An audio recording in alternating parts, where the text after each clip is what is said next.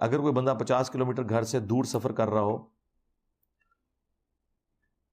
इसके बाद जोर की नमाज का वक्त हो जाए और असर का भी उधर ही पढ़ ले, मगरिब से पहले घर भी पहुंच जाए, तो जोर कसर होगी, तो मगरिब भी कसर होगी।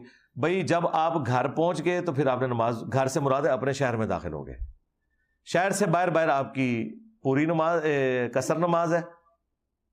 और अगर आपने शहर से बाहर नहीं पढ़ी थी और आप घर के अंदर आ गए हैं अपने शहर के अंदर, तो फिर आपने नमाज अब पूरी पढ़नी है। अगर पहले पढ़ ली तो ठीक है। सही बुखारी में इमाम बुखारी ने बकायदा बाब की हेडिंग में लिया है कि सैयदना अली जब सफर से वापस आते थे तो कूफे से बाहर ही पड़ाव करते थे और कूफे के घर हम देख रहे होते थे और हजरत अली नमाज कसर पढ़ते थे कि अल्लाह की फैसिलिटी से हम फायदा उठाएं। ये कोई गुनाह का काम नहीं है, ये अल्लाह की फैसिलिटी से फायदा उठाना चाहिए, बिल्कुल उठाएं, जरूर उठाएं।